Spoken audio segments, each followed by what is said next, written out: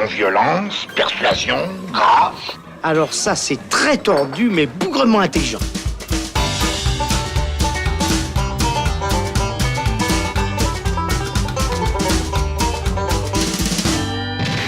Salut les cinéphiles, bonjour ou bonsoir à tous, c'est Alex, bienvenue dans le Saloon et cet épisode spécial interview. Jean Dujardin est en ce moment à l'affiche de I Feel Good, une comédie réalisée par les deux compères de l'émission Groland, Gustave Kervern et Benoît Delépine.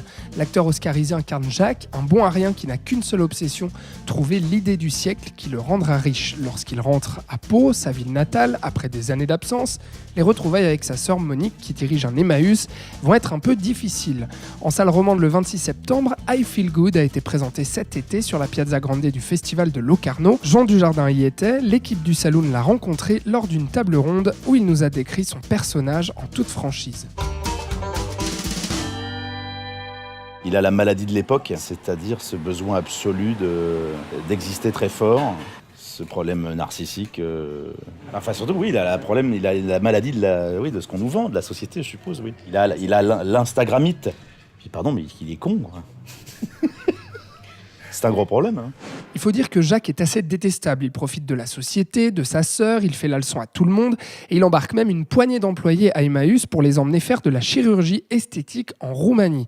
Du coup, on a demandé à Jean Dujardin comment il avait fait pour réussir à rendre ce con attachant. C'est la question qu'on se pose quand on est là 130 pages et qu'on est là 1h40. C'était un peu la question que d'ailleurs je posais à Ben Egus, c'est-à-dire que si je suis là tout le temps, est-ce que je vais pas un peu m'auto-saouler, me fatiguer les gens. Alors, il y a leur mise en scène qui fait qu'à un moment, on m'oublie un peu et heureusement, et finalement le propos passe avant le personnage, parce que sinon, on devient gourou, c'est un enfer.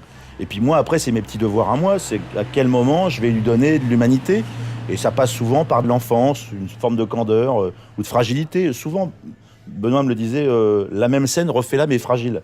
C'est un truc qui revenait assez souvent, où j'avais parfois un peu trop de confiance, ou parfois un peu trop de cynisme, et ils remettent juste un peu de fragilité, un peu de candeur, ça permettait de voir un mec un peu insécure, et finalement d'accepter, de l'accepter, et d'avoir même un peu de compassion. Quoi. Dans I Feel Good, et dans la plupart de ses films, on pense surtout à OSS 117 ou Brise de Nice, on sent que l'acteur français aime se moquer de lui-même, il en ferait presque sa marque de fabrique. Jean Dujardin. C'est de la politesse, je suppose. C'est une façon de...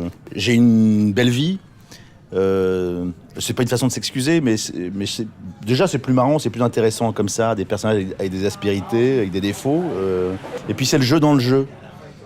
Il y a des acteurs qui m'ont toujours beaucoup inspiré, mais pas que par leur personnage, c'est aussi leur façon d'approcher le personnage et d'approcher le métier. C'est-à-dire quand je vois Sean Connery, je vois qu'il n'est pas dupe. Il est agent secret au premier degré, mais dans son œil, je sens qu'il y a une connerie quand même, sans jeu de mots. Il y a un truc qui fait qu'il s'amuse à l'être. Il y avait ça chez Gassman, il y a une espèce de truc très enfantin. Et tant qu'on a, je pense, ce lien avec son plaisir, parce que c'était quelque chose de très interne en fait, le cinéma. Le jour où tu as plus plaisir interne avec ton outil, avec ce qu'on te demande de faire, tu deviens une espèce de bécane qui ronronne et qui fait toujours les mêmes choses. Donc, en fait, c'est mon plaisir que je pense qu'on voit, en fait. C'est mon plaisir. Voilà. Si le jour où j'en ai plus, je fais autre chose. S'il n'a jamais vraiment été un acteur engagé qui se prononçait sur des sujets politiques, Jean Dujardin adresse quelques piques au président Emmanuel Macron depuis quelques temps, que ce soit dans le récent Le Retour du héros, où il singe le cri poussif du chef de l'État qui disait « Vive la République et vive la France », ou en s'amusant sur les réseaux sociaux à comparer les déclarations de Macron avec celles d'OSS 117.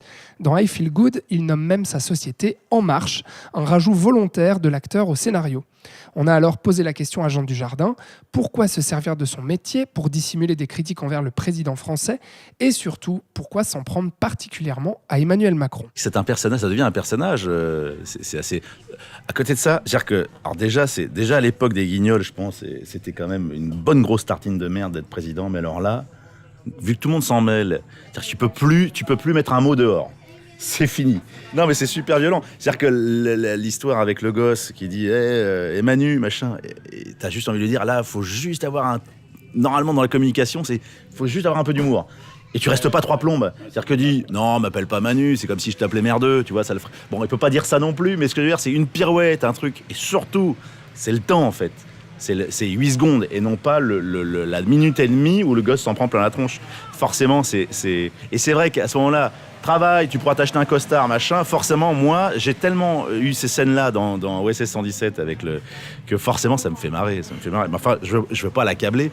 C'est vraiment un métier à la con. Hein. Jean Dujardin a retrouvé à l'affiche de I Feel Good, réalisé par Gustave Carverne et Benoît Delépine. Ça sort dès le 26 septembre dans les salles. Pour connaître notre avis sur le film, je vous invite à vous rendre à l'épisode numéro 3 consacré au Festival de Locarno que vous trouverez sur SoundCloud ou Apple Podcast. Merci d'avoir été avec nous. Vous pouvez nous suivre sur les réseaux sociaux, Facebook et Instagram et retrouver tous nos épisodes sur votre plateforme de podcast préférée. À bientôt dans le Saloon.